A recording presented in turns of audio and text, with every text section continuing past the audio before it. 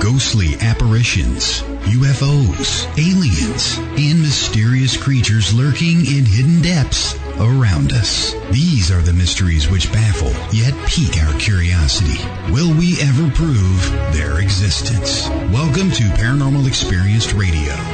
Listen as your host and seasoned researcher Kat Hobson discovers new evidence, bringing us closer to the truth with informative guest interviews, the latest paranormal news, investigation advice, and equipment tips. Kat is the lead investigator with SCARE, located in Birmingham, Alabama, and feels that her gifts were given to aid individuals in distress in what should be their safe environments. Now here is your host of Paranormal Experienced Radio, Kat Hobson, on Let's Talk Radio. Hello there. Welcome to Paranormal Experience. I am your host, Kat Hobson, and I am so pleased to have you listening tonight. This is kind of a neat thing for me because it's very rare that I have two guests, and both of them are some of the most amazing investigators. Adam Bonnett, if you have been to any of the cons or done any of the things around West Virginia, you would know him. He is a paranormal investigator. He does just so happen to be doing that from a wheelchair, and he has created Glider, which is a symbol for an awful lot of things. He is just neat. We met at Scarefest, and I listened to him talk to people for quite some time and determined that he's a pretty amazing guy. So here he is. And Adam, thank you so much for joining me. Oh, thank you. Pretty honored to be here. So should be going to have a good time. Well, of course we are. If you don't have a good time, I'm not doing something right. But, you know, I have, my dad was very involved in creating accessible pathways and walkways and such as that. He worked for a Spine Rehabilitation Research Center here in Birmingham, and that was what he did. So when I realized that you were out there investigating and doing all the things, you fascinated me from the get-go. And I had been... Go ahead. I was going to say, yeah, it's you got to keep going. So I mean, that's my whole goal is, you know, I'm no different. You know, that's the thing. That's how I see it. And I just put effort into everything I try to do, and where there's a will, there's a way. So that's what I do. Well, you know, you really are no different. I mean, you're an investigator. You're a public and motivational speaker. You investigate just like everyone else does. I do know that accessibility in some of these older structures must just be a bit of a bear. But yeah, I just really think that that's amazing. But you used to work at Trans-Allegheny, and were you able to maneuver there? Oh, yeah. Yeah, there was the whole first floor, which is gigantic in general. Right. You know, it's there was times that, you know, if I want to go upstairs, you know, or my friends would be like, come on, you're going upstairs. So we'd just take off at the steps, you know, right. Whether it be me getting thrown over someone's shoulder and, you know, hauled up that way, or just pulled up the steps in general. So I was all over that place. That's perfect. And, you know, that's what friends do, right?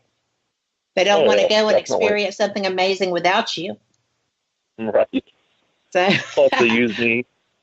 Plus, yeah. You know, sometimes they use me as a trigger object, so it works out well.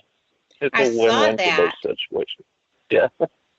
I thought that was, I mean, I'm sorry. I probably have a different attitude about these things than most people on the street do, but I just thought that was funny because it's something that if you're in a hospital environment, you're going to have people that didn't have friends like you do, right? And they're going to ponder on how cool it is that there you are in front of them.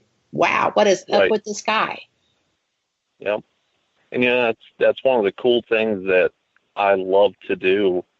Like in my situation, being in a wheelchair, I will use myself to get evidence, as in, like you just stated, if I'm investigating a hospital area or somewhere where I knew there was wheelchairs, I'm going to go there and, be one, blend in, talk on terms that, I can relate to, they can relate to. And the awesome part of it is generally it pans out, I'll get some sort of evidence somehow. So it's pretty amazing how it works out. Well, my I think it was my second ever show years ago was with one of the paranormal tour guides from Trans-Allegheny. And she was telling me how fascinating that location is. Is that one of your favorites ever? Oh, yeah, definitely. It's I spent many years in there. So, yeah, it's definitely always my top facility that I've investigated, one of my favorites. Countless hours that I was in there investigating, working there. So, yeah, it's always the top. It's I don't know, it's hard to beat it to me. I've had so many experiences, and it's just up there. Have you done the tunnels around it? No. As far as I know, those are all off limits. So. Well, I didn't have anybody on my show say that they actually went into them, so of course not. Yeah. We would never go anywhere you're not supposed to, but maybe it's different when you're an employee. I don't know. But because we are all about not trespassing and not being one of those, not a paranormal investigator, but a ghost hunter that winds up on the news when they burned down an old mansion in Louisiana. Yeah. I could not believe when I saw that on the news. Yeah, I remember. Yep, I remember that. Yes, it was just like, oh, please don't say they're ghost hunters. But I don't know. People are just goofy sometimes, Yeah. Well, they are. Well, what are some of your other favorite locations that you've visited? Oh, there's a lot of local locations where I live that I really like Moundsville Penitentiary is still one of my favorites also. I love the atmosphere of, a lot of things that's happened there. It's a penitentiary in general. So, it's a mix of going in there and, you're dealing with potentially someone that, committed some sort of bad crime. I love Moundsville. I got to investigate Old South Pittsburgh Hospital once. I liked it a lot. I liked it too. Yeah, it's different, and what was cool about it was we'd done the night investigation and then it rolled over into the day, so two different aspects of it that you can investigate there. So, and I really enjoyed that part of it because, generally you're investigating at dark. And the cool thing is, when we investigated during the daytime, there was still things happening that happened at night. So it was pretty awesome. That location is just amazing anyway because it's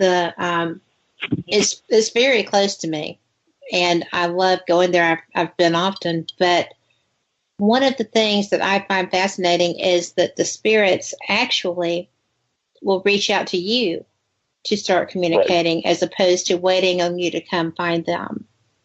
The very first time I ever went there, I had an experience with that where I just set my K2 down to take a jacket off, and it starts going nuts.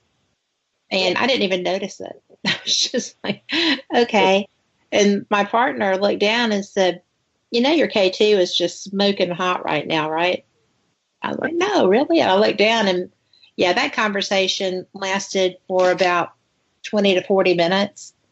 And I finally ran out of questions. I just said, we're going to be walking around here. If you want to join us in the hospital, you're welcome to. Right. Yeah, definitely. That's pretty awesome, though. Yeah, that was my first time that had ever happened to me. So that was really cool, like for that long. So what was your favorite piece of evidence you brought home from there, or your favorite experience, even if you didn't get a chance to document it? In general, like anywhere? Well, at Old South Pittsburgh and then anywhere. Oh, okay. Old South Pittsburgh, we was, they have it to where you can, those rooms set up that you could stay there. Right. So we put all of our equipment out. We investigated for a while that night until probably 2 or 3 in the morning, I'd say. And this was just after the long drive down there, because I think it was around 13-hour drive. Right. And we got down there. We investigated a little bit, and we put our equipment out where we wanted to. It was only I think it was 3 or 4 of us in there. And what's cool is, you go in there and you're really tired at this time because of the drive and everything, and you just about doze off, and you can hear people out in the hallways, what sounds like somebody out there having a conversation, and it's none of us. And the coolest thing is the people that had the recorder outside in the hallway actually caught the conversation. So you just hear two women talking back and forth. So that was pretty amazing to me. And of course you got the K2 hits that we got, and I believe we had a what's that called? I can't remember the name of the meter that we was using. But we had a lot of, the hits on the meters and the K2s and the voice recording. So that was pretty awesome. Daytime, we kept seeing shadows because we went upstairs. And I think it was a surgery area. Right. That place is weird. It is. Yes, I agree with that. Because we was up there and we was looking down the hall and you kept seeing someone, or you kept seeing the shadow peeking around doors, or the difference in the light itself was just crazy up there. It was not what you'd expect during the day. So it was actually pretty cool. I think that is one of my very favorite places that I've ever investigated, and you know how it is, you just start going and you go to all of them all of a sudden. But I was fortunate enough last year to hit a lot of hot spots, and South Pittsburgh still remains one of my favorites. I'm really sorry that it's in the situation it's in, and I hope that resolves itself. But, it's just really, it's a good learning spot, and that's nice. It definitely is. I agree. But, well, what is your favorite piece that you've ever gotten? My favorite piece that I've ever gotten, I believe, is from Gettysburg, Pennsylvania. I love Gettysburg. It's one of my top favorite places to go to. I'm going in August. I haven't been yet. Tell me about it. Oh, awesome. I'll be there in August. So that'll be... Are you doing the Wounded Warrior? Yes, I am. Me too. I sure am. Cool. Yeah, that'd be cool. I'll see you there then. That's going to be fun. It is, isn't it? I'm excited. Yes, definitely. I cannot remember the name of the place. It was a bed and breakfast. Is it the one right on the battlefield? I can't remember. I just remember that it's up past the cemetery. Mm-hmm. I can't remember the name of it. It's been probably 5-6 years. There's a group of us went up there to investigate. And it used to be a Civil War hospital. And it was kind of cool because we didn't really know a lot about it whenever we got into it, but the people that run the bed and breakfast was telling us about some stories there. Oh, and they told us that it used to be a Civil War hospital, and they would treat soldiers that would come in with, like, that got shot in the arm, leg. And, you hear that story of back in the day, if you got shot in the arm, they would just chop off what they needed to, throw it out the window, get the next person in. Well, supposedly they allowed somebody to metal detect on the property once. And this gentleman was out there metal detecting and got a hit. And he started digging it up. And come to find out, it was one of the bone piles from the Civil War time. And it was, some of the lead. And they excavated the hole and everything like that. But it was cool because this, out on the property where it was just outside the house. And that night we decided we'll go outside. This was about mid-August. So, you got all the bugs in the background and stuff, making all the noise and stuff. And we're out there by this hole in the ground. Well, it's just an indention in the ground now, but it was out there and we was just hanging out. And we decided to put our voice recorders out and try to record and talk and stuff. And the coolest part of it was the evidence that we caught. We didn't even know. I mean, it just, But we were sitting there, put the recorder down, started asking questions at this spot. And a couple of days later, we go back home. And I decided, I'm going to listen to my voice recorder and see if we got anything on it. And as it was playing, you could hear us out there talking. We was joking around just a little bit, getting late night tired stuff. And you hear a voice, like a deep, growly type voice that comes across and says, "Go away." Oh my goodness. Did not hear it, with your ears or anything, but I played that voice recording and it said it like 2 times on that. And then after that... Because you ignored him. You didn't hear him. Yeah, exactly.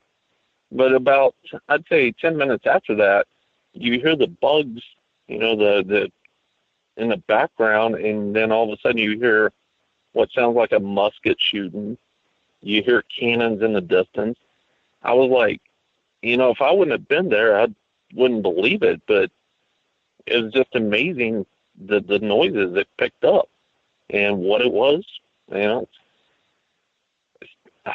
can't really explain. It's just amazing, So that was some of the most amazing things that I've ever caught.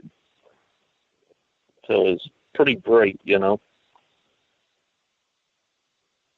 And I just realized that I had a message that said dead air, and I apologize. That's the second time that's happened this month, and I don't really know what's going on with that, but it'll get past that. But we are fixing to leave on our station break, and I would love to continue this conversation about Gettysburg because I'm so excited to be going up there with Pam and Steve Berry and their event. So we'll pick that up when we come back right after this.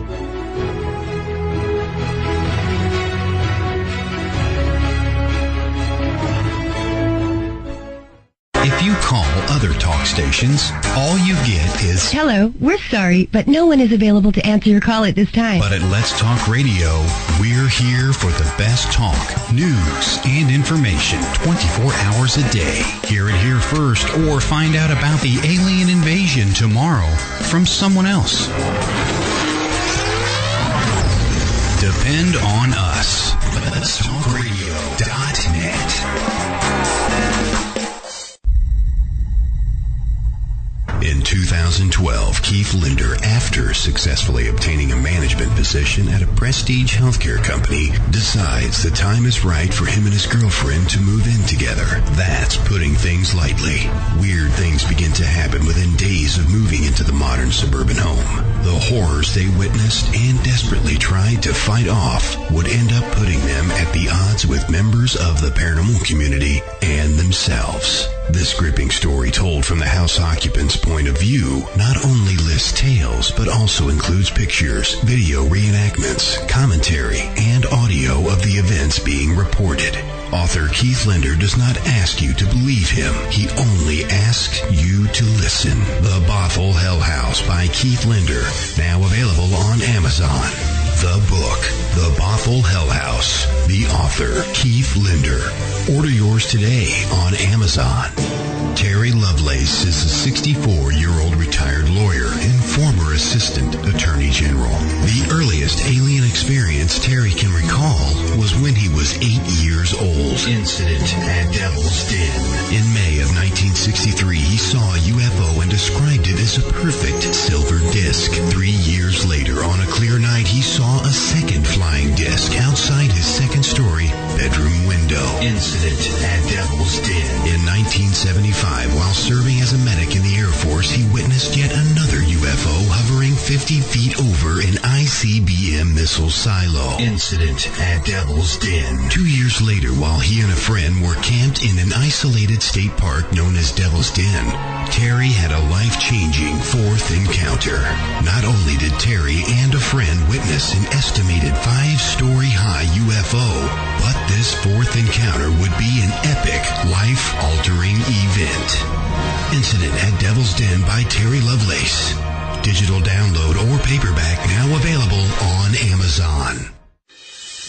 Since 1948, Fate magazine has delivered a one-of-a-kind reading experience, covering everything from psychics, UFOs, paranormal investigations, and more. To subscribe, visit fatemag.com or call 828-702-3032.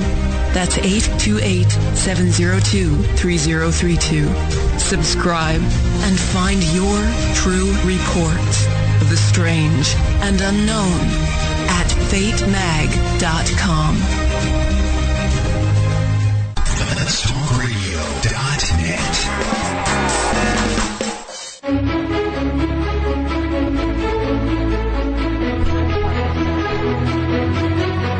3 minutes after the hour, and you are back with Paranormal Experience. I am Kat Hobson, your host, and I am talking with Adam Bonnett, who is just a fascinating man and a great investigator.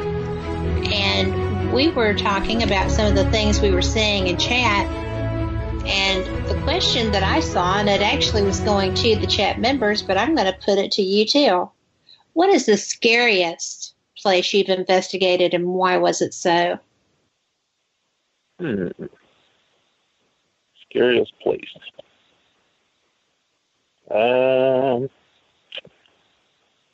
I've had some scary episodes at different locations. I've had scary situations at Trans-Allegheny.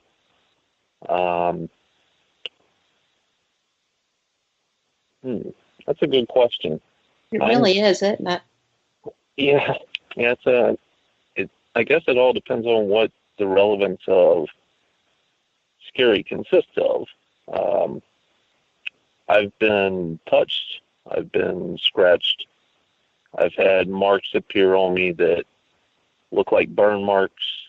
I've seen one of the scariest things that I have had happen to me, or that shocked me, was I was investigating one night, and I kept hearing walking out in the hallways. So with being in a wheelchair, I just took and I parked my chair parallel to the door itself. And I was kind of blocking the door, kind of watching out in the hallway. And as I was doing that, I kept hearing the footsteps out, getting closer and closer. turned on my light, didn't see anyone. Turned it back off, sitting there. And it was the shuffling noise where it sounded like somebody was dragging their feet. Mm-hmm. And probably about after 3 minutes of hearing that, I just happened to turn my head to the right because I heard a noise to the right. And as soon as I did that, I can't describe visually what I seen, but there was a head popped around the corner of the door ledge itself, right above me, and it was really fast. It just popped in, popped out.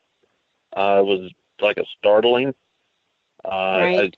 In my mind, I had the description, but it's hard to explain, like what I seen, But that was one of the startling things that happened. Not sure if it was scary, but it caught me off guard really bad.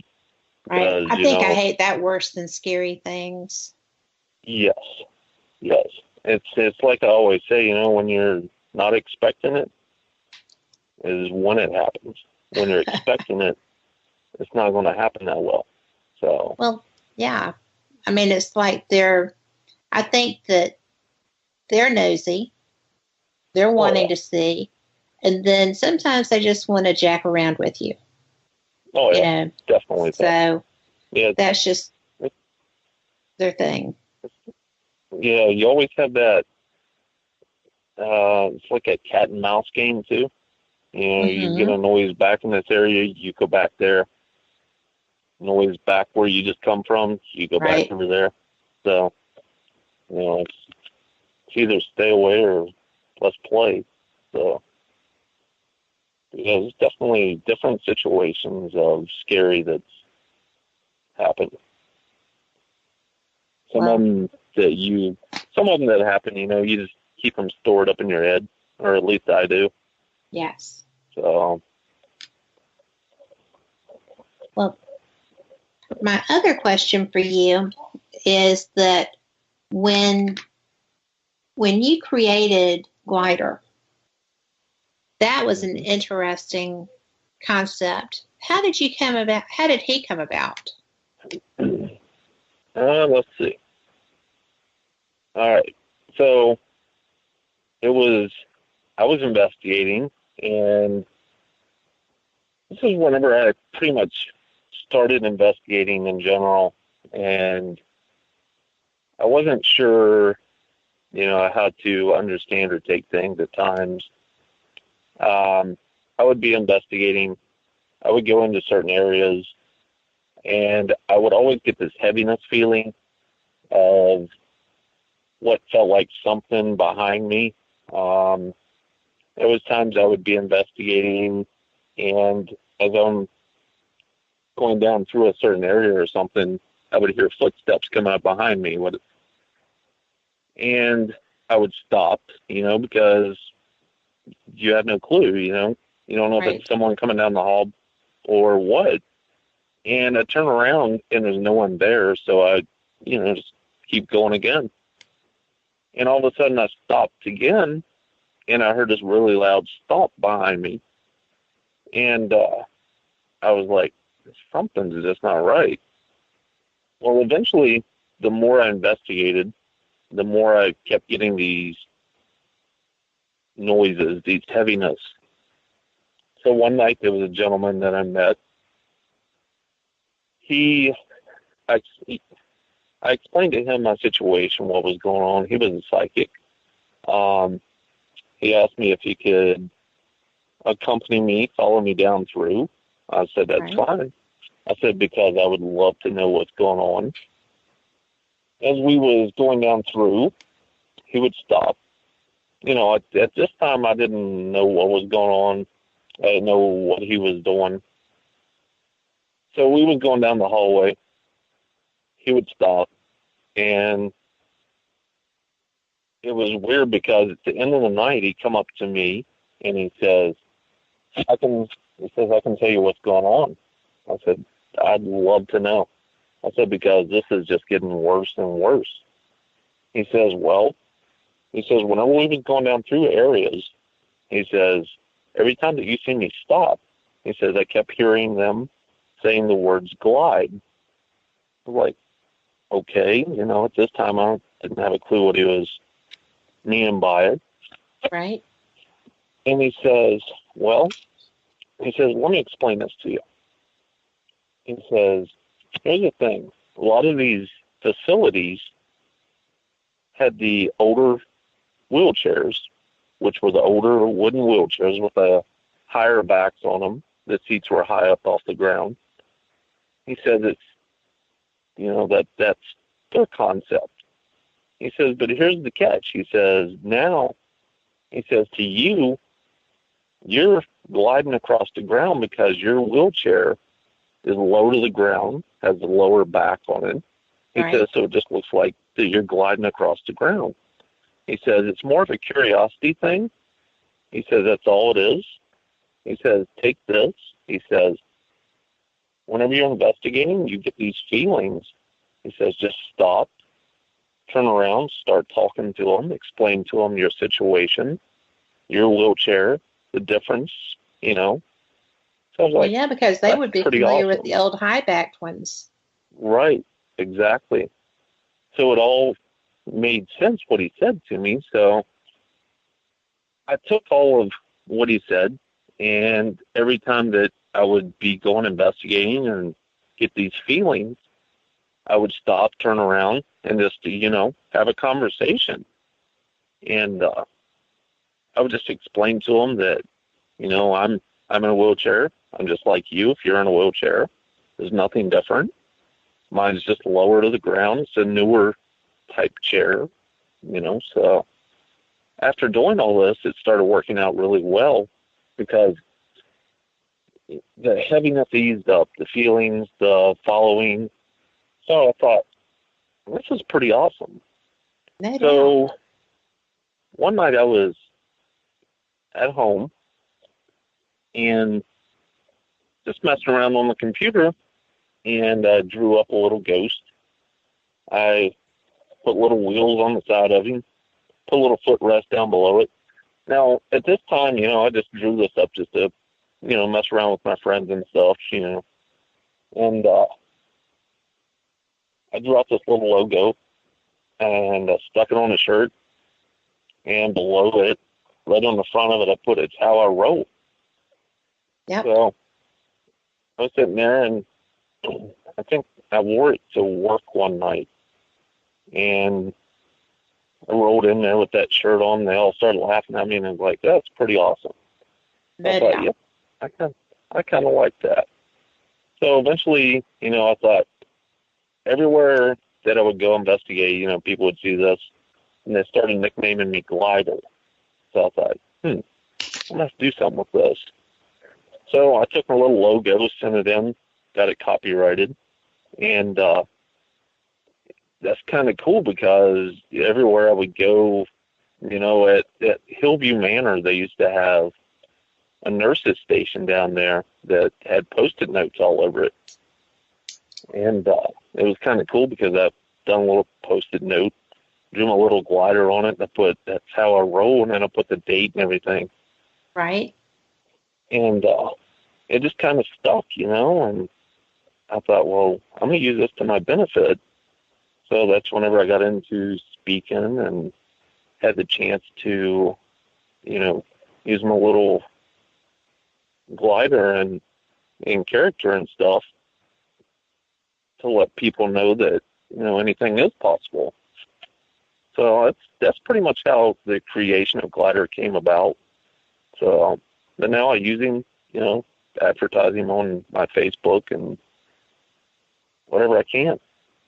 Well, I just love that because that is one of the things that, because I sat back and I watched all of that row of booths, and there were a lot of people on your row.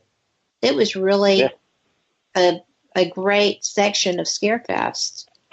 And those people next to you with the the electric device were just cool. I just found their card the other day. I'm going to be getting in touch with them to come on. I found that was a great tool. Awesome. Yeah. So definitely. It was interesting because it's a different concept of something that we should have been using for decades, right? It's just like, it's the simple things. But that whole row is cool. But your team, your friends were just amazing. I liked the whole vibe that came from all of you. It's kind of amazing too. You know, it gave me so much of a different window. You know, that's the thing that I try to, whenever I do speaking and such, that I cover my whole life. You know, just not paranormal investigating. That's my thing. But you know, my life is, you know, I've had a lot of achievements and ups and downs from everything, and you know, anyone in this situation probably has.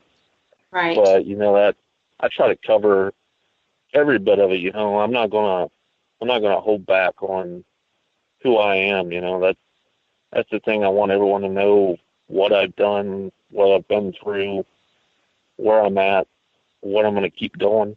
You know, that's the thing. And then to have the chance now to, you know, at one time in my life, I was just, you know, I love investigating in general. But then given the chance to speak at an event, and then the next event, and then the next event, it's just amazing because it shares my stories. It shares, you know, my passion for investigating and such, and it just opens up opportunities. It's amazing. Well, it's your passion for living too. Oh yeah. I mean, because you're just full of that, and it just shines through. And so many people get so down about their situations, different ones. I'm not talking about just, you know, people who have to roll in the chair. I'm talking about everything that can happen in someone's life, and they have such a hard time getting past it. But you don't have to, and you don't. I don't know what it was like for you, you know, years ago, but I do know that now you're an inspiration, and that's pretty cool. I enjoy it a lot. I mean, that's the thing. I like talking, so I finally found my niche. So it works out well. I know, right? Cool when that happens. And it's kind of cool though, because it, you know, at times I'll be speaking and I'll tell people ahead of time before I start going. I'm like, if you have any questions, just raise your hand and ask. And it's so funny because I'll get all the way through my speech, and then I'll be like, okay, has anyone got questions at all? And you know that people are dying to ask a question, but they don't, you know, it's that icebreaker thing. Who's going to break the ice? And then once, you know, someone breaks the ice, it's just left and right. So I love that. I love whenever people ask questions because it, you know, it fills curiosity that people want to know, and that's the thing. So I try to make it fun. Well, that's my favorite thing about doing panels and stuff, because you have to make it fun. Oh yeah. You have to keep people interested, and I love learning from people, so I want to listen to them too. Yes, exactly. So, I agree. Yeah, it's always something different each time, but it's fun. So. Well, yeah. I mean, it would be boring if it was always the same, right? Definitely. And I'm sure they would think so too if we didn't mix our stuff up. Right. It's like every speech I always sit and tell some people afterwards, I'm like, yeah, next time I'm going to play like Limp Bizkit, that Rollins I want to roll in or something, or just to get a reaction out of people. But oh, the I never Rawhide did do it. song. Yeah, Yeah. that's pretty awesome. Yeah. We have a question in chat for you that actually was going to be something I was following up on too. So we're going to let Brenda ask this. And she wants to know if you've ever had a spirit attach itself to you because of the chair, because they were drawn to you because of the chair. I don't believe I ever have. I've been really, how can I say this? With working as many years as I did in the paranormal, I've had situations to where it's hard to explain this because, you tell some people and they're like, oh, he's crazy. But there's certain situations where like where I worked at Trains Allegheny so much, I dealt with, me and everyone else that works there deals with these spirits constantly. And you grow a bond type situation. And it's hard to explain that, but, there's certain ones that each person likes better. Or, so, I mean, there's different aspects of that. But there was definitely certain ones that I could get reactions from that other people couldn't, and vice versa for them and stuff. But attachment-wise, no. I've never had an attachment-wise that way or anything like that. Not that I'm aware of. So. Have you ever had someone follow you home? I thought I did once. I can't remember where I was investigating, but I thought that I did. I've also noticed that with investigating different places, and, there's sometimes, as well as I do, that there's sometimes that you'll hit a lot of places in 1 year, and your demeanor, I noticed this myself about myself, that my demeanor will change. Like there's certain times I noticed that I was fine, normal, typical, laughing, joking, outgoing. And then there's certain times that I've noticed that littlest thing will get on my nerve, or, it's just something triggers something. What it's from, I don't know. I don't know if it's just from investigating certain places and, the relevance of that's affecting it. I'm not sure. But, well, it's just definitely different. The power of the environment and the power of the, I think that, are you an empath?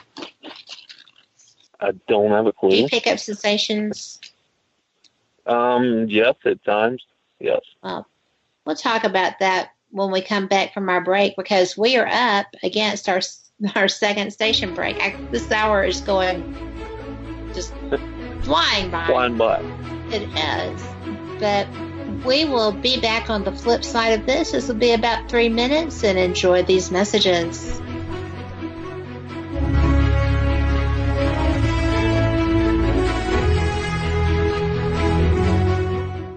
The weather outside is cold, but we're smoking hot. Hot damn. WGOG DB Clearwater. Let's talk. Shopping, dining, beautiful lakes and rivers, and a monster? Welcome to Braxton County, West Virginia. Centrally located, Braxton County, West Virginia is the ideal place to visit. Natural beauty and recreation abound with 2 beautiful lakes for easy kayaking and canoeing, and many hiking trails. Did we mention the Flatwoods Monster? That's right. Visit Braxton County, West Virginia's Flatwoods Monster Museum. And not only learn about the Flatwoods Monster, but walk in the same footsteps as the people who witnessed it. Nearly all of our attractions can be found within a few miles of Interstate 79. Visit us online at braxtonwv.org. That's braxtonwv.org. Braxton County, West Virginia.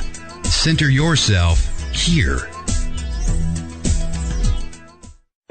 Haunted, a psychic story by author and radio host Ariel Grace. This is not your average book of hauntings. Haunted, a psychic story is written from a psychic perspective and contains true stories and some handy tips. Written in 3 parts, Haunted, a Psychic Story contains chilling adventures, advice from the archangels, and helpful tips used by Ariel Grace to clear haunted homes around the globe. Haunted, a Psychic Story is available on Amazon, or you can download straight to your Kindle.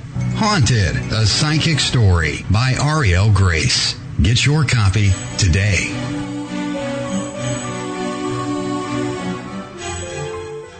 It absolutely, positively has to be the best.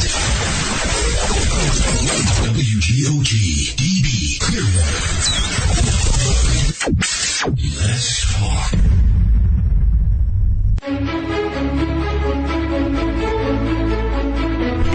Minutes after the hour, and you are back with Paranormal Experienced. I'm Kat Hobson. I'm your host, with my guest Adam Bonnett, and we have been discussing all kinds of things. And we just had a question in chat that was pretty interesting, asking if he had picked up any attachments due to his chair. And I know that you were being used as a trigger object by some friends. Does that work well for you, or does it get a little freaky? Both. I would have to say both. There's been times to where it's worked out well. Like I was saying previous, there's situations to where I use myself as a trigger object, meaning the relevance of me being in a place, where there was wheelchairs or people that was in wheelchairs. So, I do a little chair talk, as you might say. Right. But there's been situations to where it's been pretty interesting at times also. Me and one of my friends, Copperhead, we used to investigate a lot together. And there would be situations to where him and I would go into places and it would just get crazy. And we always called it, or he called it, it was guilt by association. Mm. And it would get pretty crazy at times, Either he would be getting bad feelings or else I would be getting sickness feelings. But it was kind of weird because it didn't, I don't even know how to explain it. We would go into places and he would either be the one getting something happening to him or it would happen to me. But definitely I've had my chair, I've had the spokes on my chair, I've had them pinged before, just sitting there and all of a sudden you just hear my chair. Yeah. We was investigating one night and all of a sudden you just hear my chair, just the spoke on it, ping. I was like, I didn't even move. And he looked at me and he's like, did you do that? I was like, dude, my hands are up. He's there. I just heard the chair, the spoke ping. I was like, I didn't move. My brakes were locked. I had no clue. So it worked out well. I've never been pushed yet. I'm still working on that one. That would be as long as cool. It's not at the top of the stair. Seriously. Yeah. But it's been situations though to where it's panned out really well, just because of the relevance issues. I feel that I'm easier to talk to at times and relevant-wise. But then, like I say, there's been times it's been crazy, you know. Sometimes I feel that I'm not wanted in certain areas where I'm investigating. And, you know, you'll either get that sickness feeling. I've had growls happen at me. I've had doors shut in front of me. That's some crazy stuff, you know. And I don't know what else to narrow it down to. Either they don't want me in there.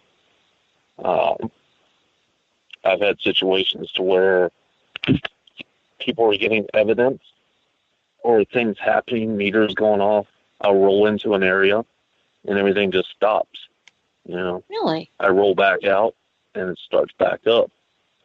So it's completely, I don't know how to explain it. I mean, it probably happens to everyone, but, you know, just the relevance of it to me. Do you wear protection, like a crucifix or any blessed objects or anything? That sounded funny. I used to. Right? Whenever I was having these issues that I was speaking of earlier, I did at that time. And then I just didn't. You know, I don't know why. Every now and then, you know, I will. It just depends on where I'm at. Yes. What I'm doing and how in-depth I'm going to get into my investigating. You know, this varies.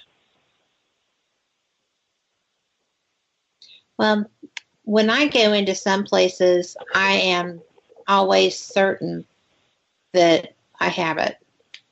And there's some places that I just won't bother with, but I actually feel that the activity will either pause, lighten up somewhat, or completely stop. Yeah. And it's just weird sometimes because I didn't realize that it was quite such a strong block. And I am an empath and sensitive, and, you know, I can sometimes hear. And lately people have been showing themselves to me, and that's really new. It's weird.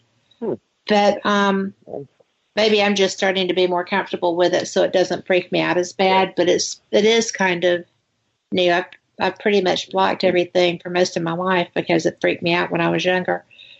But when I have my crucifix on, or I have a rosary that I'll carry in my bag, then it's just kind of a, we're not gonna get her attention. It's just really funny. Yeah. That's why I asked if you did that. Yeah. There's certain times. I mean, I'm trying to think of situations like I wear it in prisons. Huh? Yeah, definitely. I wear it in prisons always because there's so much negativity there. Yes, I agree. I'm same there. That's why I was trying to think of different locations that I'm, you know, like I investigated St. Albans Sanatorium. Oh, what did you love it? Oh, yeah. I liked it a lot. It was different, but I really enjoyed it. I love dark areas in general, and they have a lot of dark areas in there. Yes. So that's one of the things I love about that is, you know, you can go in there, turn your light off, let your eyes adjust, and just go at it. And that's what I loved about that place. And it's pretty awesome. Strange EVPs there. But it was interesting. It's very cool. Definitely so. I get to go back down there in May, so that's going to be pretty awesome. I'm pretty excited to get back down there. I bet you are. Fun. Who are you going with? Yeah. Well, there's an event down there that I'm going to be speaking at down there. Who's putting it on? It's called EnigmaCon. Mm-hmm. So it's going to be pretty awesome. It's me. Is going to have, I have to think here, who's going to be there? Me. Christopher St. Booth's going to be there. Rachel. Two of the guys, I cannot remember their names, from Tennessee Wraith Chasers. I think her name is Brandy Green from GHI. Mm-hmm. Copperhead's going to be there. Scott Suckle. Or Suckle. Right. Alan Martin's going to be there. It's going to be it's pretty cool because they do, group. Yeah, it's just a big weekend event. They do an investigation also each night, so it's going to be fun. Vendors, lectures. So it's going to be awesome. It's going to be a fun time for sure. Well, it is. When I was there, it was cold. I am not a cold weather girl. I don't even have the clothes for it, right? So when I went, it was with the booths, and I had the best time. But there was a lot of very odd activity, and it was uncomfortable at times. But it was fun. Yeah, I enjoyed it. There's definitely different feelings there, to me at least. Whenever I was there, it was different, but it was still awesome.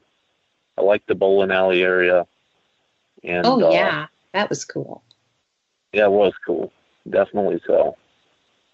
It was definitely pretty awesome. It was a good place. I like it a lot. Mm-hmm.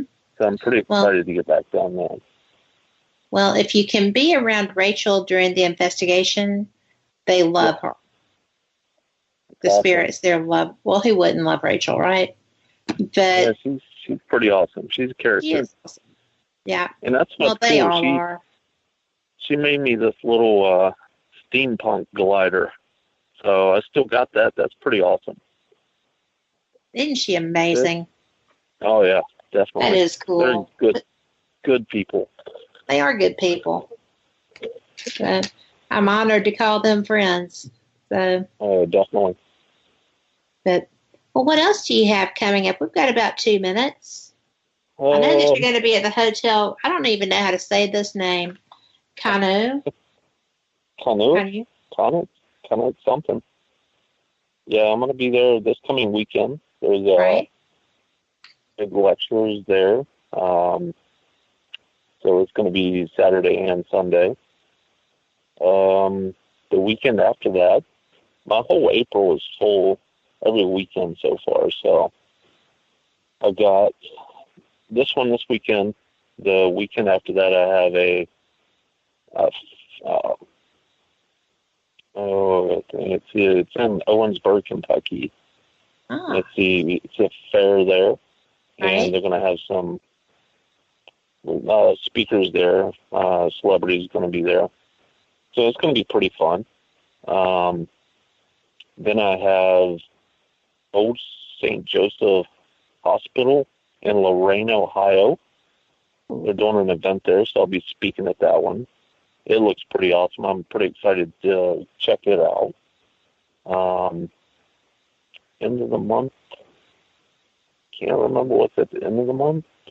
Yes, I do.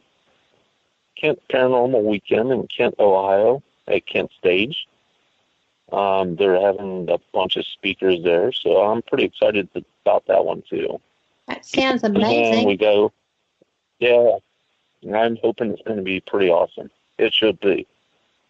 So, and then May, I have 2 events coming up in May. One is at Harper's Ferry, West Virginia. Harper's Ferry. Yep, it's going to be pretty awesome. And then EnigmaCons, and can't remember a couple later in the year. I'm still trying to find a couple more to fill a few more months. Right. So hopefully it pans out well, you know. You never know. Well, I'm pretty sure it will, because I have complete confidence in you. But you know what? We are at the end of our hour, Adam. I can't believe it. But thank you for being here. Oh, yeah, definitely. Thank you. And we will do this again. You have a good evening. Good. You too. Thank you. Thank you. And we are coming into our news break, and we will be back with Felix Martin, and goodness only knows where that conversation is going to go. So we'll be this after back.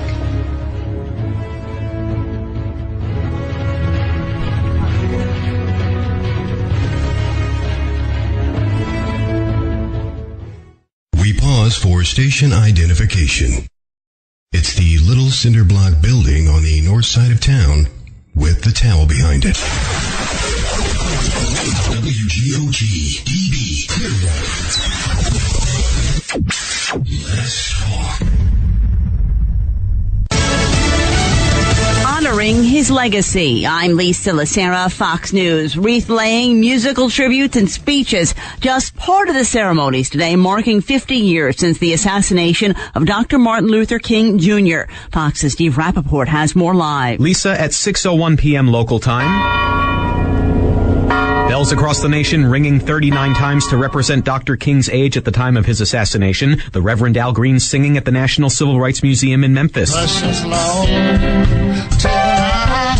King requesting that song moments before he was killed. The civil rights leader's family participating in a ceremony in Atlanta, and in Alabama, a relative of one of King's adversaries paying tribute. The daughter of former governor and one-time segregationist George Wallace attending a Martin Luther King event. Lisa? Steve, President Trump has now signed the order which will send National Guard troops to the southern border. Homeland Security Secretary Kirstjen Nielsen said the move is aimed at toughening an immigration system that, in her words, rewards bad behavior. We do hope that the deployment begins immediately. I will be continuing to have conversations with the governors today. As you know, it's done through a memorandum of agreement. It remains unclear how many troops will be sent to the border, how long they'll be deployed, and how much the operation will cost. Fox's John Decker at the White House. And the White House looking into allegations that EPA Administrator Scott Pruitt rented a condo from a lobbyist for only $50 a day. The President's out. We're reviewing this situation. When we have had a chance to have a deeper dive on it, we'll let you know the outcomes of that, but we're currently reviewing that here at the White House. White House spokeswoman Sarah Sanders. YouTube says the female suspect in yesterday's shooting entered the building through a parking garage before opening fire in a courtyard. Nasim Agdam wounded 3 people before killing herself. Authorities say Agdam was upset with the company. Fox News, fair and balanced. Are you hiring, posting your position to job sites and waiting for the right people to see it? ZipRecruiter knew there was a smarter way, so they built a platform that finds the right job candidates for you. ZipRecruiter learns what you're looking for, identifies people with the right experience, and invites them to apply to your job. These invitations have revolutionized how you find your next hire. In fact, 80% of employers who post a job on ZipRecruiter get a quality candidate through the site in just one day. And ZipRecruiter doesn't stop there. They even spotlight the strongest applications you receive so you never miss a great match. The right candidates are out there. ZipRecruiter is how you find them. Businesses of all sizes trust ZipRecruiter for their hiring needs. Right now, our listeners can try ZipRecruiter for free. That's right, free. Just go to ZipRecruiter.com/newscast. That's ZipRecruiter.com/newscast. ZipRecruiter.com/newscast. ZipRecruiter, the smartest way to hire. The international community vowing action as the unrest in Syria continues to build. Turkey's president says his country will continue working with Russia to restore peace and security in Syria. Meeting in Turkey with the presidents of Russia and Iran, Turkish President Erdogan says Turkey shares many of the same concerns in Syria as Russia does. Meanwhile, the governments of the United States, United Kingdom, France, and Germany criticized Russia for its actions in Syria, for failing to secure chemical weapons that the Assad regime continues using against its population. Relations between the U.S. and Turkey, 2 NATO allies, have deteriorated on several issues.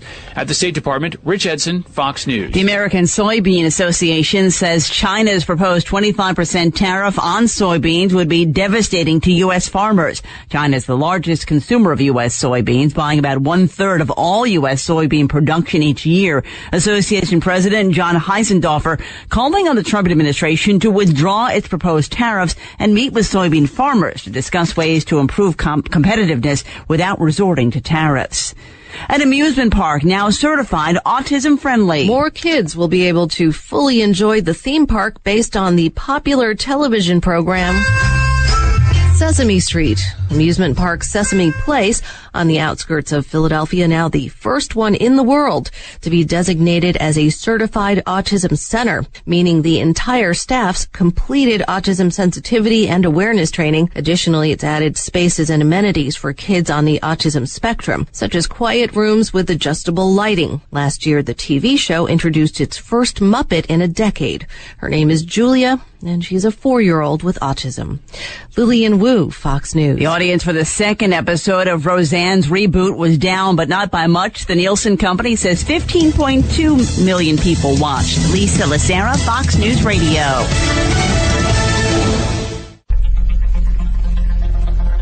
We interrupt our scheduled programming to bring you the following conspiracy theory. Humpty Dumpty was pushed. WGOG-DB Let's talk.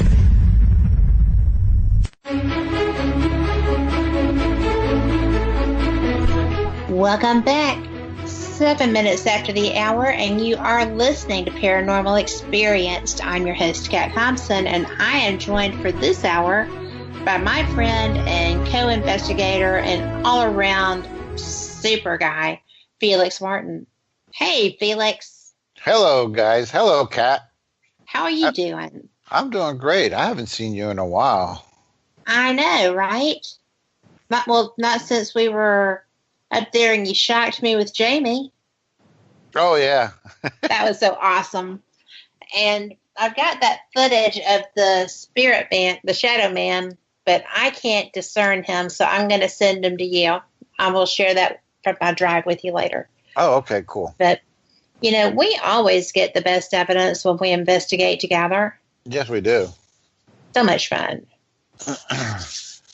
God, I'd hate to start with this, but I got a question from Brenda. I saw that, yeah. So what was your first ghostly encounter, and did it feel cold or normal? The whole conversation in the chat room has been about cold and heat and all that. And other things. Yeah, well. Yeah, if you're not in chat, what's stopping you? Seriously. Let'sTalkRadio.net. There's a little thing over to the right that says chat room.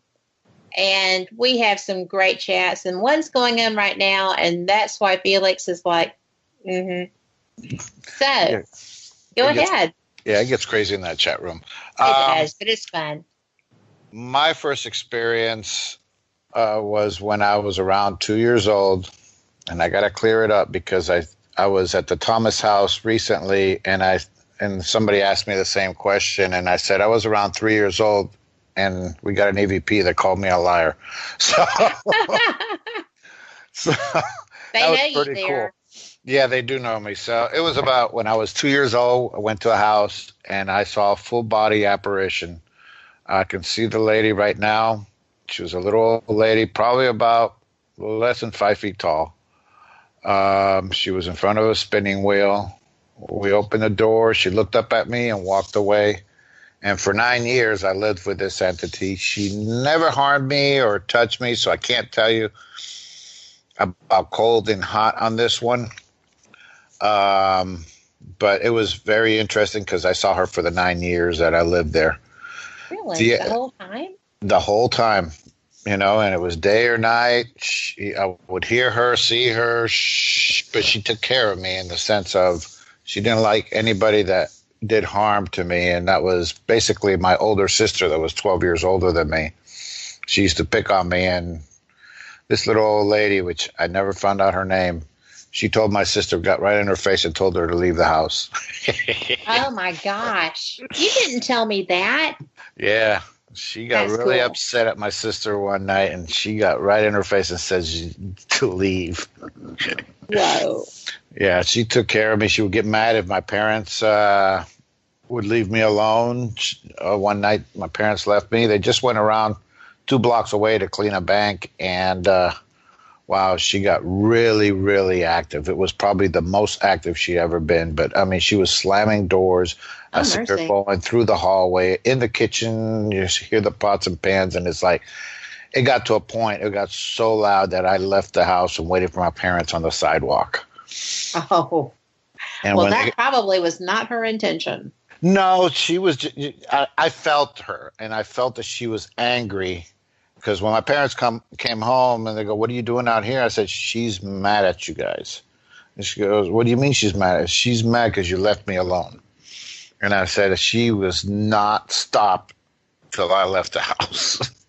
Wow. So, but I never felt threatened by her or anything like that. My first touch was actually here in Tennessee. I went to Ripa Villa. You ever heard of the Ripa Villa? I have. Yeah, that was my first touch, but it was in my hair, so I couldn't tell you if it was cold or not. But my hair was being stroked. I'm not one of these that jump first thing is paranormal. Right. So I just ask everybody around me to shine their flashlight on my head to see if they see a spider or spider web or anything hanging. And they checked, and nothing was around me. And she was, whatever it was stroking my head. But again, it was my hair. So I can't tell you if it was cold or hot. And there, I mean, at the Ripa Villa, I experienced my first shadow figure. I saw it go right through 3 rooms.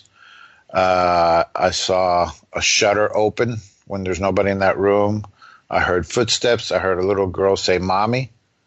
I mean, this Ripa Villa was just incredible. It was one of my first experience as a paranormal investigator years ago. Because I've been investigating, well, even as a teenager, I used to go to graves and do EVP sessions with those little cassette recorders. Right, yeah. And I used to go to grave. My friends still remind me about it. Yeah, you were nuts because you used to go hang out in graveyards with a tape recorder. I can't believe they remember that. That's funny because, that's not what I would say makes you a nut. Well, for people that aren't into the paranormal, yes, it does look kind of weird. Well, you're right. It does, because I had a client that she described herself as a Ouija board using, graveyard stomping paranormal investigator. And she's the one I told you about. Her, she had an EMF reading, just her, not her, anything else. When she would come into the room, it was 7.3 from this one individual. Really? Yes. And I actually, a friend of mine was at, oh my God, I just went blank. Oh, at the Stanley, at an event with the ghost hunters.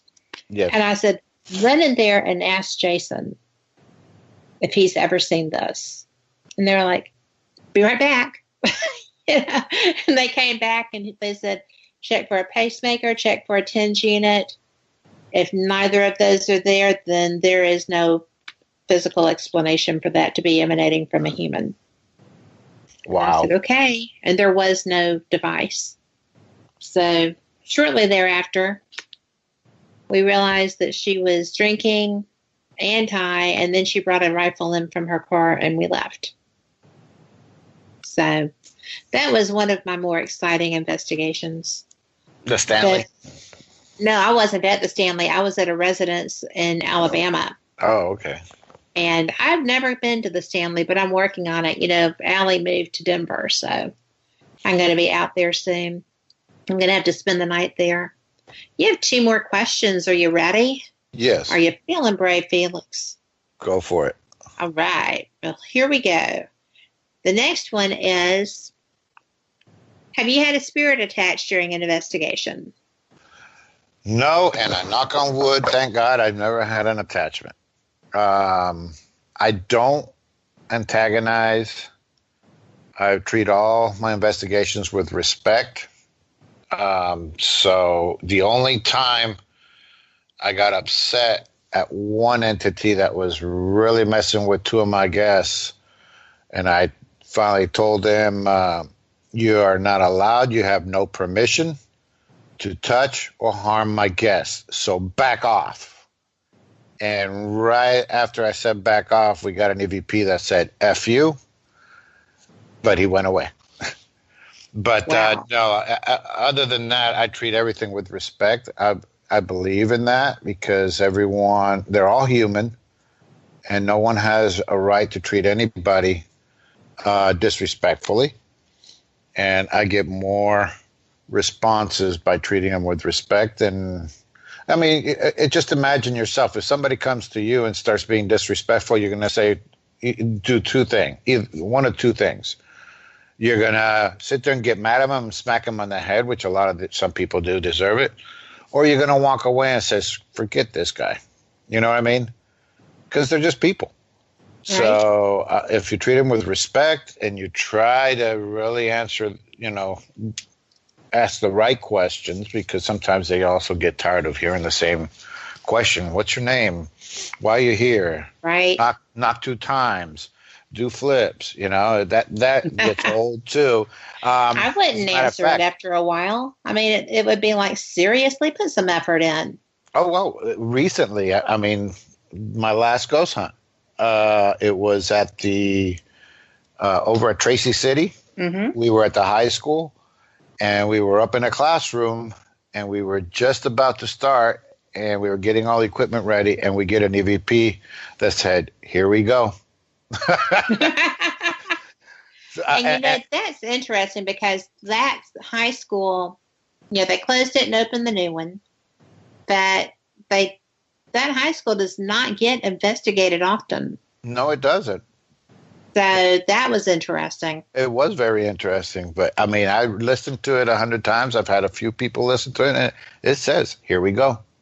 Now, I didn't get any other EVPs up there. We did get a few kind of blurry mist going on, but right. Didn't get any more EVPs. But that was funny where either they said, here we go, or we're leaving, But that was pretty funny. So I say, we get more EVPs sometimes when we're not asking questions. One location I had, it was just a small group of people that have been with me, hunting with me for quite a while. And so we were just chit-chatting, laughing, and just talking. And we were laughing at each other's jokes or whatever. And I don't know if just our energy or our laughter or what happened, but all of a sudden the room became so active, positive. Okay, nothing negative came in, but we had some kind of, people want to call it ectoplasm. All I know is it was blurry, something dark, blurry, between 3 people sit in a corner where they can feel it being touched. And then there was a small child standing next to someone else, and then I see this mist outside the door, and they gathered up, came through the door, and it filled the room like fog. Everybody said the room looks foggy, and it was that mist. So I felt like there was more than one entity that had come in to join the fun, and it wasn't that we were doing, knock on the door, why are you here, who are you, or any of that. Right. We were just chit-chatting, talking, said a little bit of the history of the place, and they just came. They wanted to be part of the fun, I guess. So they do, because when you're having a good time, they love that. Yeah. And, because when you're having one of those, oh my God, it's 3 a.m, I'm so ready to go find a bed somewhere. Do we have to do this final hallway? Because I really don't. When you've got people that are just dragging the energy down like that, and I've been guilty. I have. I'll own up to that because I'm not often a 3 a.m. girl. Unless I'm with Ghost Hunt Weekends. But, as a rule, it's just, they don't want to hear that. They don't want to be around it. So, it's just a joy, I think, for them to get to play. I think so. I really do. Yeah. And if you notice, a lot of times the EVPs are more playful in the sense of, if you listen to it, like I was at the church at the Thomas house a couple months ago, and it was dead. No pun intended. Nobody, and I always... you know what? I'm going to have to stop you because we are up against our station break. I'm so sorry. Can you hold that thought? Yes, ma'am. I just realized the time. We'll be back in 3 minutes with Felix's story.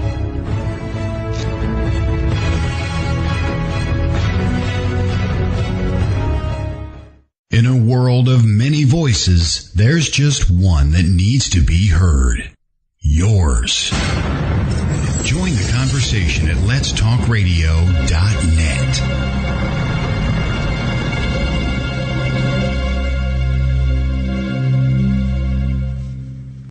Terry Lovelace is a 64-year-old retired lawyer and former assistant attorney general.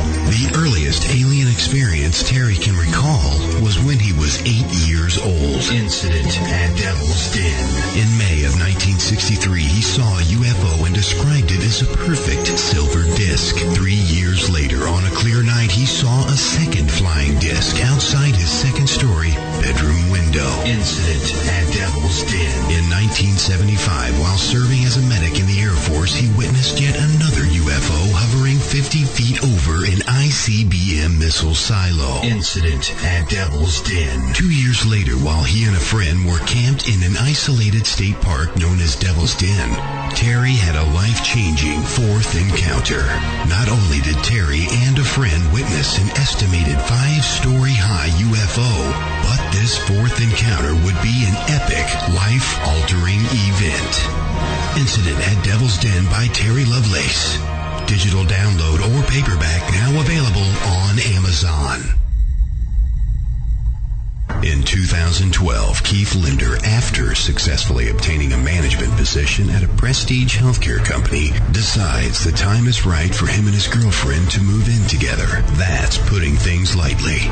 Weird things begin to happen within days of moving into the modern suburban home. The horrors they witnessed and desperately tried to fight off would end up putting them at the odds with members of the paranormal community and themselves. This gripping story, told from the house occupant's point of view, not only lists tales, but also includes pictures, video reenactments, commentary, and audio of the events being reported. Author Keith Linder does not ask you to believe him. He only asks you to listen. The Bothell Hell House by Keith Linder, now available on Amazon. The book, The Bothell Hell House. The author, Keith Linder. Order yours today on Amazon.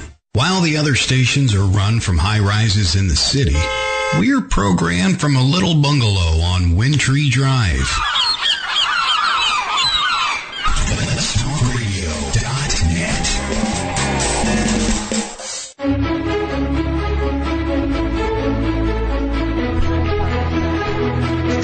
Welcome back to Paranormal Experience Radio, and I am your host, Kat Hobson, joined by my friend Felix Martin.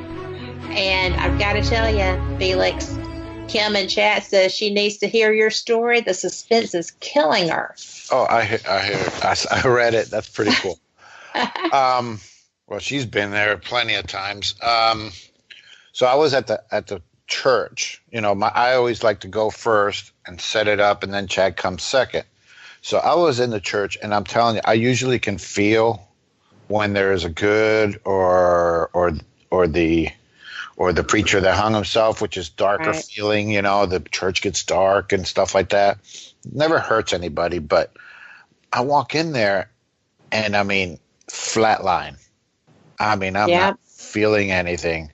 Sit down. I try. I had equipment. That night I had equipment all over the place. I had, my K2s, my REM pods. I set up 3 recorders in the church because I was going to leave 2 running all night. and I had all other kind of equipment. Nothing. It was dead. And I kept asking him. And one thing I like to do is, they don't like Chad in the church. He doesn't like me either, but that's besides the point. But I always threaten that if they don't come and talk to me, I'm going to go and get Chad to come over. Right. If you don't talk to me, Chad's going to come over. And I said, what he likes to do in here. So, and it was dead. So we leave, and then Chad comes in, and he didn't get anything that night. And that's why I tell people, record. Mm-hmm. Because that is like Kim. Kim was not a believer. And her first evidence was EVPs in her own room that was talking to her when she was talking to her daughter. So at the end, when I went home and I started listening to the recorder that I left in the church, okay, I've only listened to an hour and 29 minutes. But I'm still trying to put together the stuff. But in an hour and 29 minutes, that was me and Chad in the church, me first and then Chad. I got a total of 69 EVPs. That's just astounding. It's crazy. I have never in my entire life. I mean, if I get 2 EVPs, I'm excited. It was nonstop talking. It was just incredible. The problem is we didn't even hear it, with our ears. We didn't hear it with earphones. But I mean, we're talking about Class A EVPs. There was one that it was time to rotate. It was after I threatened about the Chad, and everybody had already left, and I was just moving my recorder to a different spot because I didn't want, the next group to see it and somehow my recorder go missing. So I went and put it in the corner, and as I'm putting it in a corner, you hear, "Go, nice try." He's mocking me. He's actually mocking me. He's like, it didn't work. See, you're fool because it didn't work. But I mean, 69 EVPs from yeses and nos and all kinds of stuff. They were talking all night long. So I was like flabbergasted. I still can't believe I've gotten that many EVPs in just an hour and 29 minutes. Like I said, if you go ghost hunting and in one night you get 2 EVPs, that's a lot. So that's amazing. But that shows you that they're playful. I guarantee you it was not, the reverend that hung himself. No. He's not that playful. But I know there's a couple of playful ones in there that are nice guys. They like to mess with equipment. But, I mean, that night, I don't know who it was because they never touched any equipment. They never gave any kind of feeling like they were around. So, and you can hear like he was right next to us because I had that recorder right next to me, behind me on a server. Right. Because I sit on the pulpit all the time. And, I mean, they were right there talking to me. So that was just crazy. I love it. Well, we have 2 more questions. And the first one I'm going to take from Brenda. That's because it's been a while since she asked this.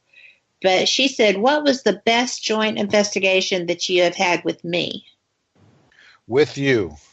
With me. Oh, my goodness. We've done so many. We've done so many. I mean, I remember, I know Rhodes Hall was crazy that one time. Yeah. We were getting something everywhere we went. That was pretty good. You were there when... Yeah, because you made friends with her. Somebody I was seeing at the time. But that one was crazy. But, I mean, we've had some great ones at the hospital. Yeah. We've had some great ones at the Thomas house. I mean, I couldn't pinpoint which one was better because we've always had some great activity. Right, because they just seem to, I don't know, they respond well. I think that probably that investigation at the Thomas house when I caught those shadow figures by the piano. And then when we went upstairs to the green hallway, you were getting responses off the chain. Is that when I was talking to Robbie? Mm-hmm. And I actually got video up there too. So Yeah. that may have been two separate investigations. It could have been. We've just hunted so many times. It's like We did. Well, I tell you what, Moon River. I love in Moon River. Oh, and Moon River. That's coming up again soon too. I'm going to be so excited about that. We're actually sold out on that one. We got a couple of the That's what I race saw. coming.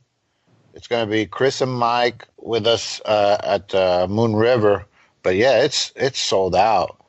But that's a great place. For one thing, Savannah was built on top of a graveyard. Well, several. I mean, there's levels like tiers. Exactly. The Moon River, that building originally was built in 1821 as a hotel. You've had even Audubon, James Audubon lived there for 6 months. And in 1851, it was purchased, and they brought lions and put them in the basement, and you can still see where the chains of the lions have worn out two pillars because they had them chained to pillars. And something I found out was that the slaves used to be caged up down there in the basement. So there's a lot of things, and we're still learning some stuff. I got my friend Kyle Cobb. He's cool. Yeah, and he's constantly finding out other stuff from there. But what we get is crazy, and we're the only ones allowed to hunt it. That's even the best part. It is. Remember the year with the shadow figure child? Yeah. It wasn't the shadow figure. No, child. It was the Fleur. It was a thermal image. Yeah, it was a thermal image in the chair. Yes. That was cool. And we get a lot of stuff. Oh, and you get to eat down in the catacombs down in the bottom. Yes. So, and that's at the end of the night. We have one big group session down there, and we always get stuff. Right. Where we have to send people to the second floor because we hear people walking and running above us. And I've gone up there with my radio, and Chad's going, here, I'm hearing the footsteps now. I said, Chad, I'm sitting at a table. My feet aren't even touching the floor. But we hear it right now. It's like, there's nobody up here. And funny thing is he hears it on the ceiling. I don't hear it on the floor, which is crazy. So, I mean, it's a wonderful place. It is. But after that one, which is not sold out quite yet, but it's getting there, is Missouri State Penitentiary. Oh, my God. Oh, don't even go there with me because I can't go. I'm shooting a wedding that weekend. You are going Chad did not get that Missouri event State Penitentiary for a wedding? Oh, I can't believe you're doing that. I'm the photographer, and I had already committed before Chad posted the date. I can't wait to go there. My friend went and hunted there with just his daughter, his wife, and another friend and stuff. And when he left there, he got on the phone and called me. It was so crazy, the stuff going on at that place. Right? I know. That's what I'm saying. That's going to be the best investigation. Of course, I think they're all the best investigation. But that's a huge bucket list item. But I've never been there, so this is why I'm so excited, because Missouri State, I mean, oh my goodness, that's just one place that, I would love. Prisons are crazy, you know that. Prisons are crazy, because, I did Ohio State last year, Mansfield, and, I met Lori up there, and that, I did not know that was an active prison. An in-use prison. They have maximum security prisoners there still. Really? Really. And they have a minimum security facility in the back of the actual original structure. But the maximum security is still in the structure. And prisons have their own energy anyway. Oh, yeah. It just makes me crazy. But it didn't feel the same, right? I was just like, this just feels like there's really people. And come to find out, that's because there's really people. There's really people. I was like, oh my God. But yeah, I can't even imagine what Missouri is going to be like. Oh, I can't wait. And that place is so huge that we can have 100 people split up into 10 groups and not contaminate each other. That's what's great about investigating this place, is we can separate so much that we will not even contaminate each other. I mean, it's going to be off the charts. I mean, I can't wait. Like I said, I've never been there, so I'm so excited about that one. And we're going to have all the race chasers there. So that's going to be good. Well, that's rare, too, because those guys are all over the place. Yeah, they are. It's so fun when you get them all together. I believe it's going to be Doogie, Brandon, Chris, and Mike. I think Porter has some other engagement somewhere else. But I thought he was in the photo. That's a bummer. I like him. Yeah, but he's been running around all over the country. He has. He's everywhere. It's like Visa, everywhere you want to be. Yeah, exactly. So, I mean, I'm really excited about this, but I can't wait. I mean, what my friend told me, I mean, he didn't even want to, because he was only him and his wife. And when he went down to go to the basement area, which was like maximum security and whatever dungeon, right. He got such a bad feeling, and a darkness came across in front of him. He backed out and said, I'm not going down there. So I just can't wait, because I'm going to go down there. I do know you're going to go down there. And if I was there, I'd be going right with you. Yeah. I mean, I can't wait. You're going to have to Facebook Live me when you can. I'll try. I'll try to cool. live feed it if I can. That'd be a cool live feed area. Yeah. So, well, probably after the wedding. Oh, yeah. That would not be cool. She would probably be upset.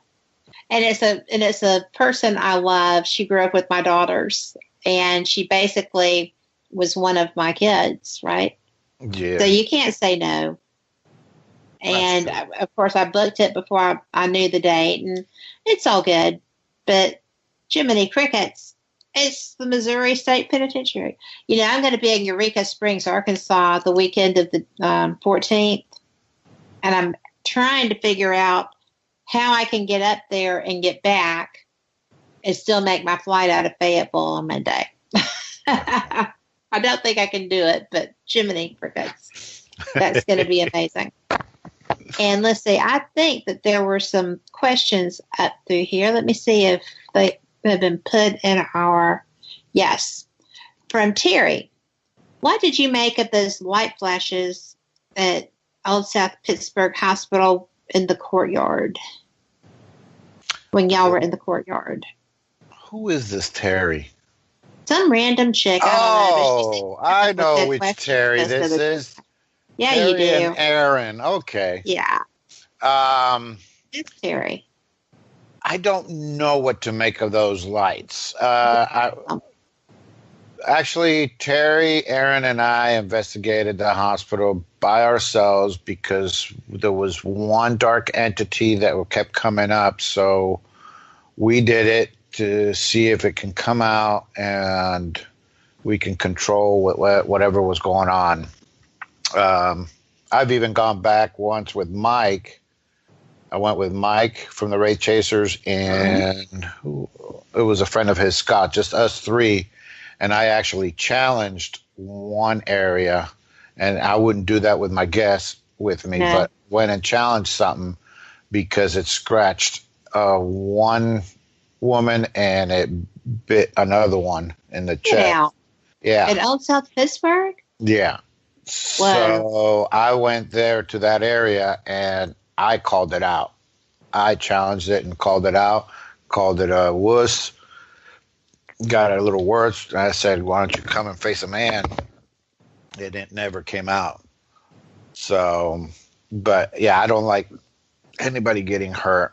No. I mean, and to me, I'll be honest, I feel like scratches are more like being touched with dry ice.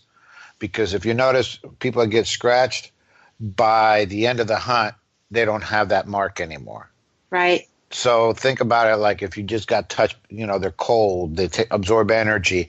It's probably the friction or something on that touch that causes a reaction on your skin. You think it's scratch, but it's not drawing blood. It's just, it's welting up like if you touch dry ice. By the end of the night, it's gone. So I don't think it's a harmful touch. The bite looked different. The bite's different, yeah. That one looked differently. That looked, like a bite. And that did it break the skin? No, it did not break the skin. Oh, that's a plus. Well, did the lights look like fairy lights or like little people lights, or were they higher? Over there, we actually had some light play in a room there was nobody there either, because it was just us three, and we saw a light in one of the rooms, turn on, so I don't know. We have been getting these little green lights.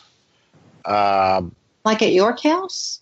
We've had it at, you've seen it no, not the one, not out in the field. We saw it through the window, right, Terry? Wow.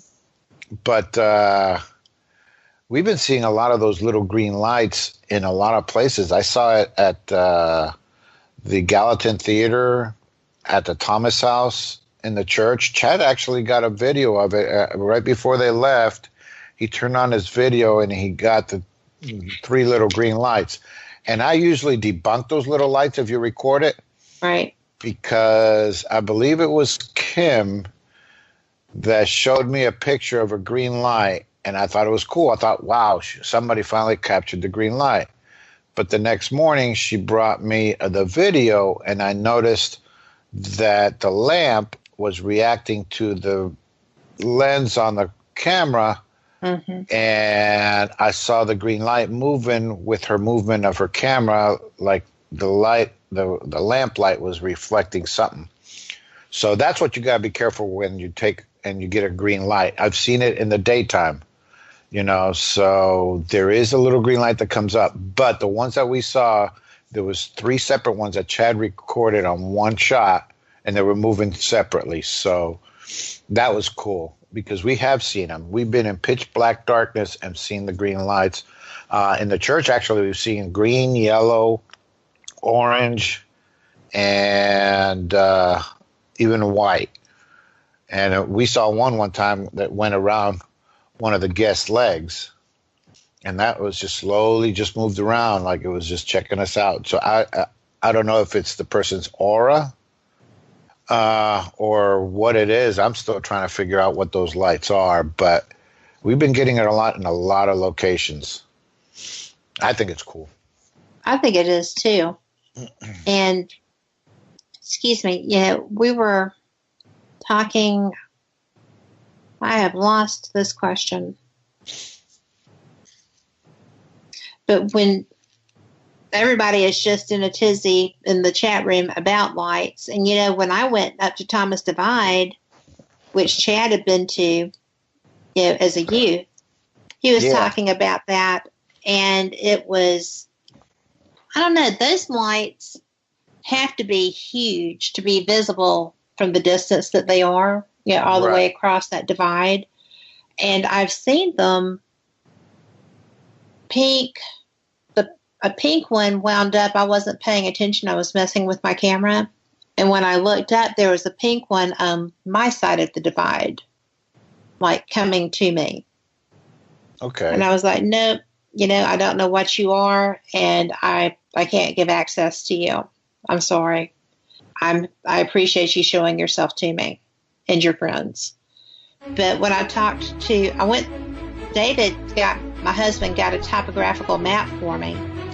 And there's a neighborhood at the very tippy top of the mountain, but there is nothing coming down that mountain. It's national forest and it's protected, and there's nothing there. And it's not always in the same place. So it was interesting. I thought it was a neat experience. And then we saw the green ones at York House outside, and that surprised me. but that was the first time anybody'd been there too, so nobody knew what to expect. Right. Well, I mean, I saw, you know. Well, you know what? I'm doing it to you again. I'm so sorry. Green lights. Go ahead. Yeah. We will be back after this with Felix's wonderful experiences.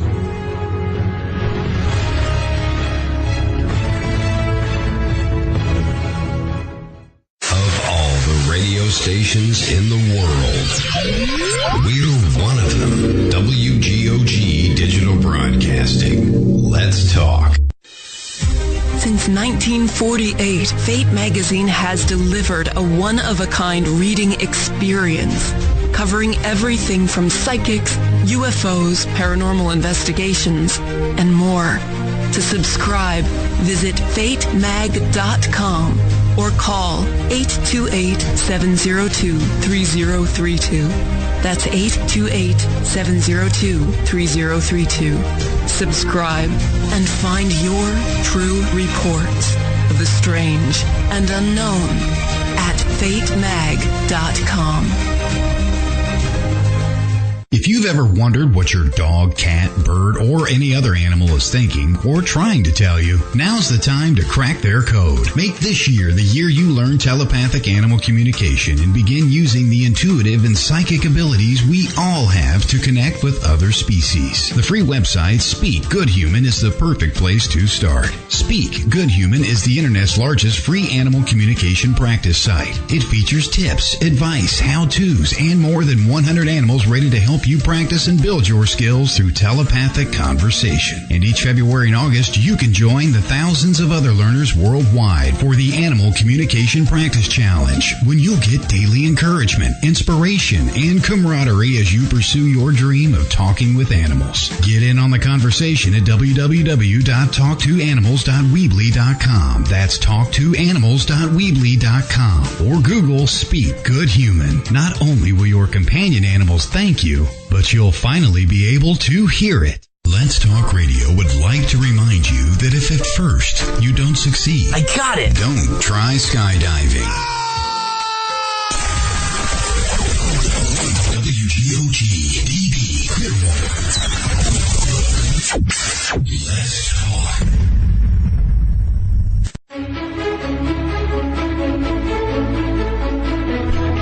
7 minutes after the hour, and you are back with Paranormal Experience. I'm Kat, your host, and joined by my friend Felix, who was mid-story, and I just had to rein those brakes in on him so tough. Sorry. Oh, that's okay. We just get carried away when we get together. We both love what we do, so. Yeah, and then we got little conscious Geppetto coming up and telling us to Yeah. I was talking about, we were at the York House Inn, and I had this kid, and because we were seeing the light, and I hardly ever see it. Chad sees them, and his group sees them, and when I go out there, they're gone. You know, right. I never attracted that green light of the little people, but this night we were seeing it, and this kid had his phone out. And I told him, don't use a flash and take pictures. And what he did was he took one of those rapid pictures where it takes like 10 at one shot. Yeah. And in one picture, I mean, we're talking about and in just one picture, he captured that light. Wow. So I found that cool. You know, to me, because, you know, I'm a big skeptic to start with, so it could be because there's no reason there's any light in that section. Not there. I mean, it's not even a reflective kind of light. It's like it's making its own light. Right. He didn't even have a flashlight on it. We were in pitch black darkness. And it was in the cold winter, so there was no fireflies. Right. So that was cool. He also took a picture of his dad out there. And you ever see The Omen? When someone takes a picture of the priest and it looks like there's a spike going through him. Yeah. Well, yeah, he took a picture of his dad and it looked like that, like a spike going through him. Oh, my word. Delete that picture. No doubt. I did not like that one. So, but Yeah, I mean, we've had some great stuff. Just like we're going to go to the Old War Memorial Hospital in Scottsville, Kentucky. Scottsville, Kentucky. And that one is going to, I mean, we always have activity. I think the Race Chasers even did an episode there. I think they did too. And, but this time we are going to have Grant Wilson from Ghost Hunters. I know. Ask me where I'm going to be that weekend. I can't go to that wedding either. No, I'm going to be in California. Are you kidding me? Covering an event. You're going to miss hunting with Grant Wilson? I am, but I do have all of his music that he's put out. So yeah, he does put out a lot of stuff. Plus, he does video games and stuff like that too. He does all kinds of stuff. He's just I met him. Man. I met him at what is it that in Scarefest? Scarefest. Yeah, we were there. Sat there and talked to him for an hour. Were you there when we talked to him? I was. He's a very nice man. Got a very nice wife too. Over an hour, just chit chatting with us. I mean, he was so nice. He is so nice. So we got the Wraith Chasers and him, and we're going to get to hunt that hospital, which is, I mean, that one's selling fast. That one's almost sold out. So, but after that, we're going to the abandoned amusement park in West Virginia, and we're going to have Steve Gonzalez and Tango and the Wraith guys. And that one I'm coming to. I have my tent. And that one's going to be a fun one.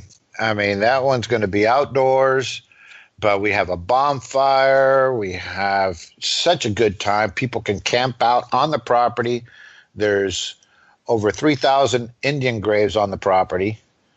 That's an estimate that they've done with ground penetrating radar. They estimate about 3,000 Indian buried on that.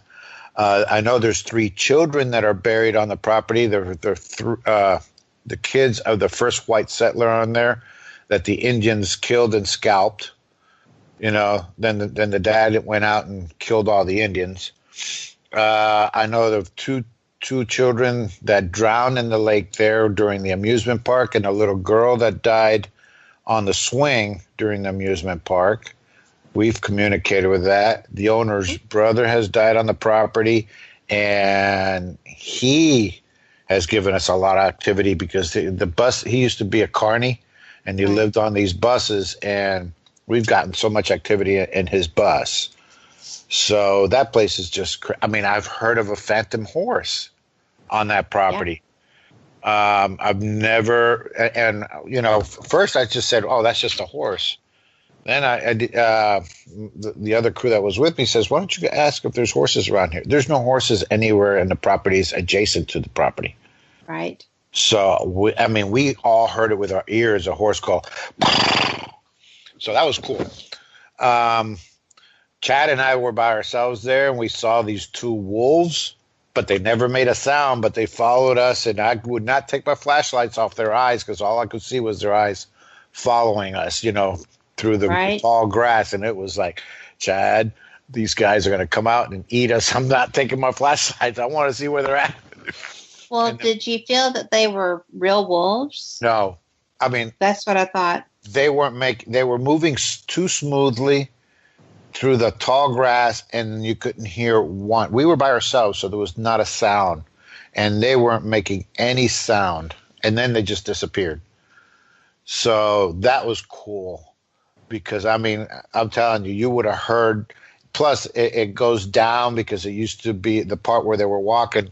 They went into an area that used to be the lake, so it would go down, and no, their eyes just kept going straight. So it was it was creepy as heck. And then we also had an Indian war cry we heard, and it was just me and Chad. We recorded it, actually. It was one of, yeah. Well, Chad does it better. Right. But, so, we saw a shadow, and it was setting off the motion sensor light over where the ticket booth is, and we thought it was the worker on the property. Well, no, he wasn't even there. Get out of town. This is cool. Yeah, we've had so much stuff. I know Somebody else got an EVP of a child. So it's crazy. No, I want more than 5 minutes. So yeah, it's a crazy place, and I mean, and I love, the Ray Chasers always are fun to hunt with, but then you got Steve and Tango. Yeah. Oh, I love investigating with them. Yeah, they're so much fun. They're going to be a lot of fun. And I'm going to tell you, they're great. I love talking with Steve Gonzalez because I can just completely get my tech geek on with him. And he is, he knows so much stuff because he was the equipment manager. Right. And, and Dave Tango is one of the nicest, they both are some of the nicest men ever. And everybody I've met from that show was very pleasant. And those two guys together are just so much fun. Yes. And, always complimentary. They're fun. They're just funny. And I've met them, and they're just great. I played pool with Steve, and I can't remember his name from the Ghost Brothers. The Ghost Brothers. Yeah. Me and Jamie played pool with Steve and the guy from Ghost Brothers. Of course, we beat them, but they call Jamie now the loan shark, the pool shark. But they're just down to earth. We just had a good time, and I can't wait to hunt with them because I've never hunted with Steve and Tango. Ever? No. That's a riot. You're going to have so much fun.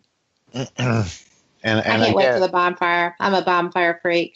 Oh, yeah, the bonfire is great. We have food and beverages, and you can camp out on the property if you want.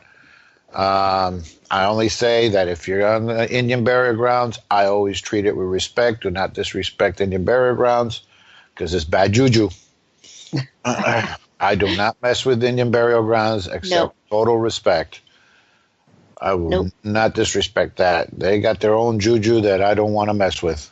And I'm going to tell you, voodoo got nothing on that. No, they are of the earth. But it's a respect thing because that's my background.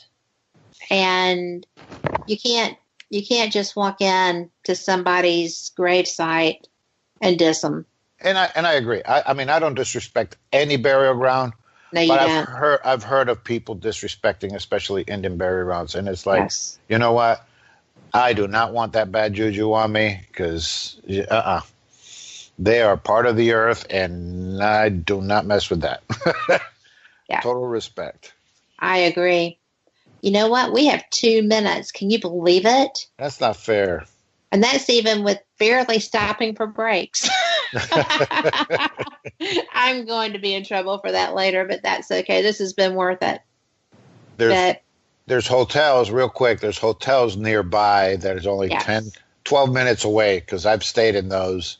I do not camp out either. My kind of camping has to have air conditioning, bathroom, and nice hot showers. So I don't camp out either. I don't camp either, but I bought a tent just for this event. Are you serious? And find out that there's hotels. Yeah, I am serious. I bought I bought it to go Bigfoot hunting too because there's a man here who is Alabama Paranormal and Bigfoot, and his name is Jonathan Odom. He is amazing, and I'm planning to go and see what I can do. He knows where they live and stuff. He's been investigating the Cheeha National Forest here forever. We've got 1 minute. Tell people how wonderful you are. I'm not, but he is. He is fun to ghost hunt. I love, since I joined on Ghost Hunt Weekends, and I've learned a lot, and I love teaching a lot. I always approach my ghost hunts with total, what do you call it? Skeptic. I don't make everything paranormal. That's how you got to approach it. Record, and then go back and listen. Some more. Yes. I mean, that is your number one piece of evidence is your recorder. But I enjoy the ghost hunting. I enjoy all our guests. Have a lot of fun. Terry, Kim, Laura, everyone that's hunted with me is I just love hunting with them. It's great. One more in September, we got Steve and the Wraith Chasers at Paulding Jail, and you know how Paulding Jail is. And I will be there. I'll be there September 27th. So, and you know that one is also kind of crazy place. I mean, I get all kinds of activity. We have the audio to prove it here on the network. Oh, I'm telling you, we've had so much stuff going on there, and Shelly, the owner, she constantly sends me video clips of, look what happened. I was sleeping and I was by myself, and because she has security cameras, and all kinds of stuff constantly happening. Things been thrown off shelves, lights come on and off by themselves, doors slamming. It's crazy, and we're gonna have Steve and the Wraith Chasers on that one in September. So we got a great lineup, and wow, I didn't even talk about. Before I go. You got like 20 seconds. USS Battleship North Carolina with Steve and the Wraith Chasers. That's going to be at the end of September, and that's a battleship. And oh my God, there's been over 10 deaths on there and 40-something injuries. One of the best battleships that protected the aircraft carriers in World War II. And I can't wait for that one too. I've always wanted to do a battleship, so that's going to be crazy too. Yay. I'm excited. Me too. And that being said, we're out. This has been Felix Martin. I'm Kat Hobson, your host of Paranormal Experience Radio, here on letstalkradio.net, and we will catch you same cat time, same cat channel. Have a great week.